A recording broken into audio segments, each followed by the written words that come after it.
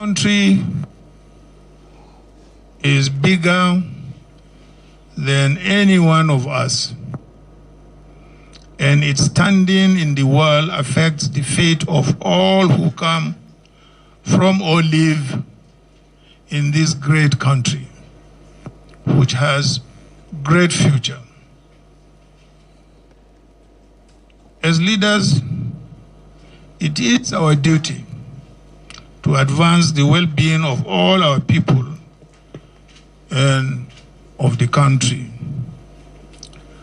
For this purpose, my generation worked hard to return the soldiers to the barracks.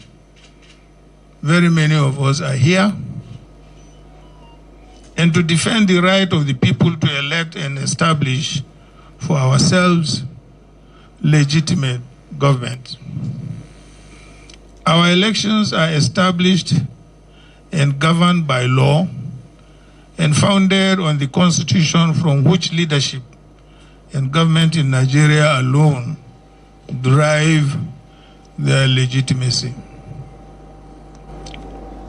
The people look up to us as leaders to respect these rules and to defend them.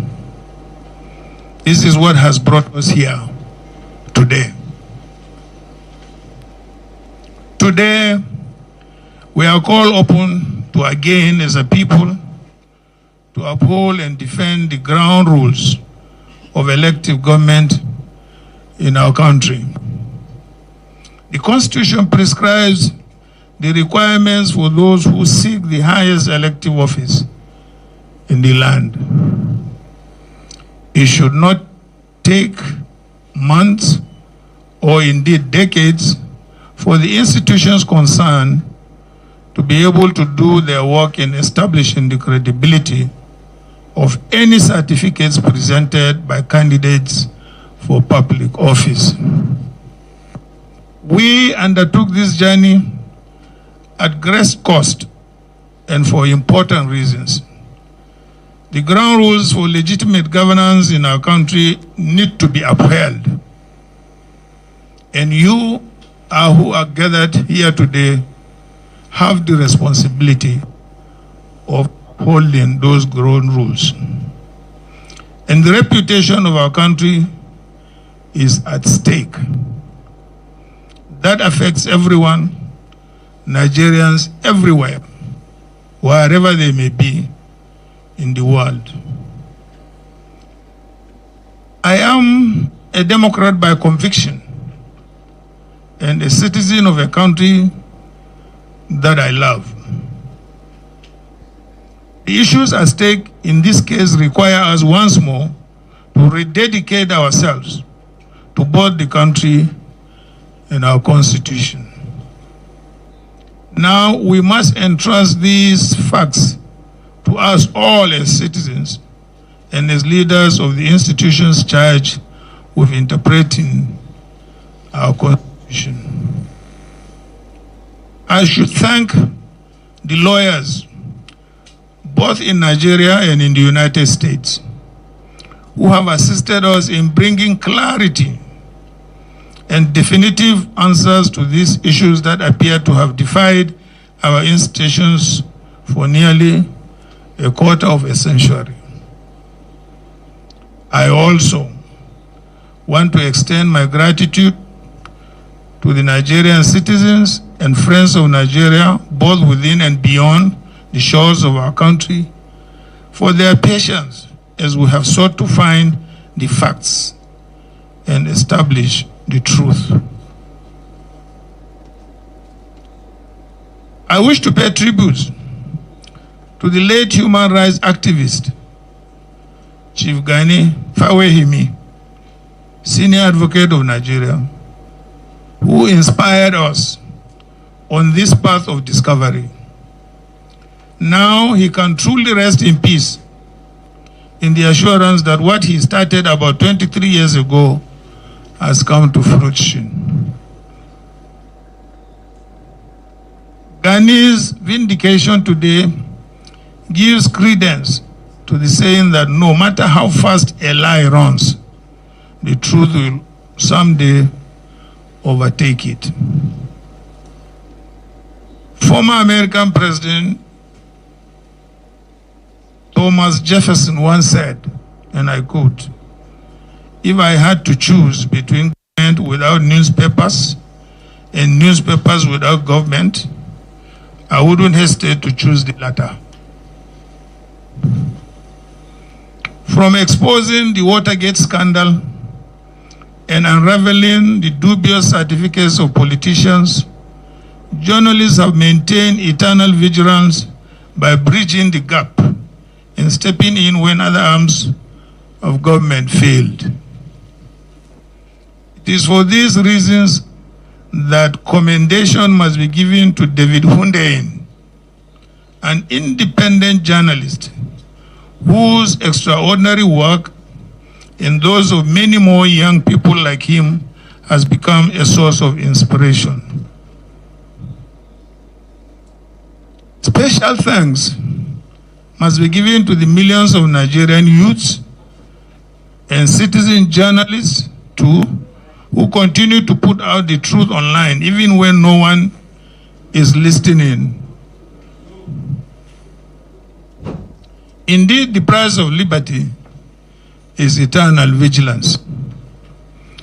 They have put the country first in their firm commitment to unravel the truth and hold leaders accountable. This gives me the hope that we have worthy partners in the struggle to reclaim the country we call our home. This quest is not for or about Atiku Abubakar. It is a quest for the enthronement of truth, morality, justice, and accountability in our public affairs. In line with this, let me call on all well-meaning Nigerians, leaders of thought, our religious leaders, our traditional leaders, our community leaders, our political leaders, and in particular, Governor Peter Obi of the Labour Party and Governor Rabi Ukwankwaso of the NNPP and the leaders of every political party in Nigeria, and indeed every single person who loves this country, as I do, and who wishes nothing but the best for this country as I do, to join me in this campaign to enshrine probity, accountability, and the basic principles of justice, morality, and uprightness in our country and in our government. This is a task for each and every one of us. Let me, therefore, at this juncture, thank you for listening. May God bless you all, and may God bless the Federal Republic of Nigeria. Thank you.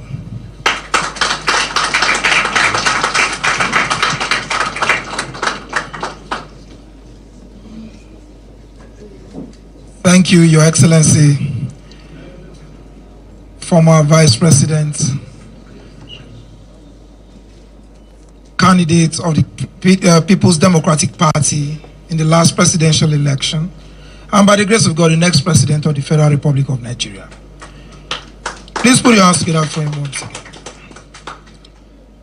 Well, we have friends in the house, we have colleagues in the house. All technical questions will be taken that has to do with law will be taken by our friends. So, yes, Chuksokocha this day.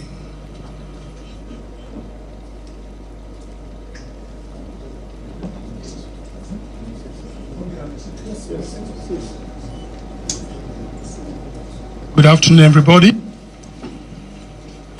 Much has been said about the real documents from the Chicago State University. I want the former Vice President, the PDP presidential candidate, Atiku Abubakar, to tell us in clear words, because many papers, many television stations, many radio stations have been giving various versions of the documents handed over to you. Sir, what did the documents handed over to you say about the person of President Bola Ahmed Tinubu? Thank you, sir. And secondly, sir, what value will these documents handed over to you will be at the Supreme Court?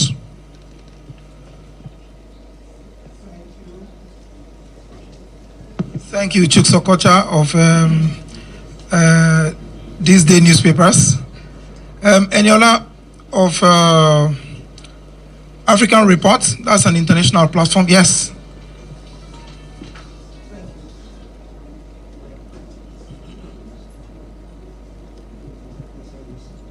Good afternoon, Your Excellency, colleagues, and everyone here. A spokesman for the president said that what you are doing against the president is a form of betrayal. And they said that in 2007, the president gave you a platform to run with and all that. And now you are, embarrassing him on an international stage. Don't you fear that this bond between you will be permanently broken? Thank you.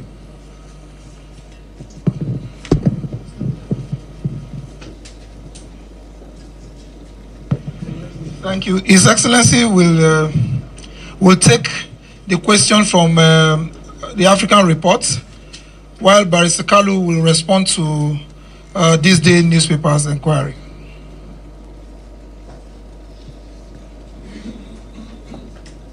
Well, I beg to disagree with Bola Ahmed Tinubu. Yes, it is true, in 2007 we came together to form AC. And in Lagos, at the convention, I emerged as the winner and got the ticket. After I got the ticket, he sent about 5 or 6 senior partymen. Some of them are here. I can even name them, but I don't want to embarrass them. And they met me and said to me that Bola wanted to be my running mate. I said, gentlemen, you are all old enough. And apparently, virtually all of you are Christians with the exception of only one person. What would be your reaction to have a Muslim ticket? All of them said, we totally object to it. I said, then why didn't you tell him when he was giving you the message that, look, Mr. Tinubu, the message you are giving us, we don't seem to agree with you. Why are you coming then to me? And that was the end of the political relationship. He broke away, went and supported Umaru Yar'Adua. So, where is the ground for him to say that I betrayed him? But those of you who are old enough will also remember that in 2003, the PDP took over all the southwestern states, with the exception of Lagos. I stood between Obasanjo and himself. I said, no, you can't take over Lagos. Leave it. And he left it. So who is indebted to the other? Is it me or Bola Ahmed Tinubu? But there are other things which I would not want to go into.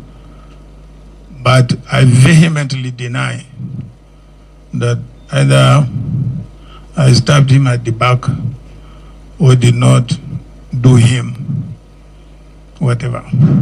Thank you. Until today, I will not do Muslim ticket. So I don't have to be president because I don't believe it is right for this country.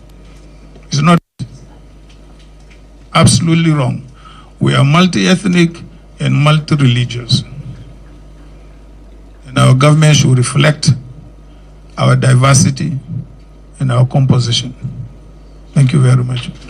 From the business perspective, because it's the latest in the series of questions that you asked.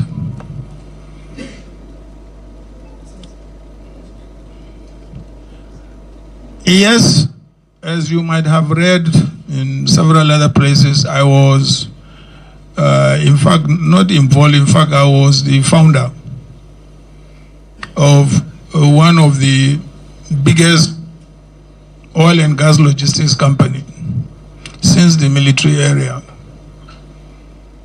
And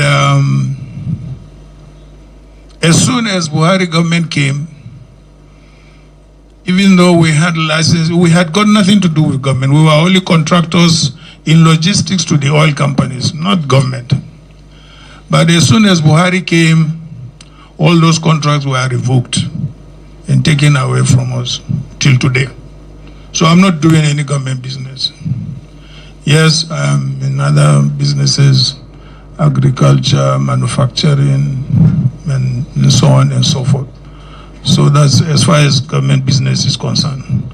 So I'm not scared of any business being taken away from me. It has already been taken away from me since the beginning of, was it 1990? Since Buhari's time. They took it and distributed it among themselves. So what was the other question?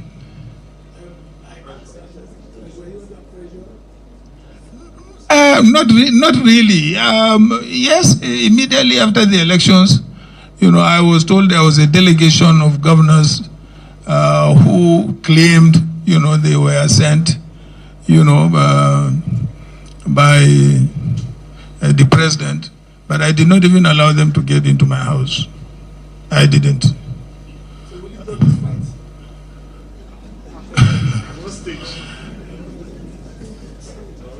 I will only drop the fight when the court rules. If the court rules that I am right, fine. If the court rules that he is right, so that's the end of the fight. Because at the moment we are at the Supreme Court and there is no any other court than the Supreme Court.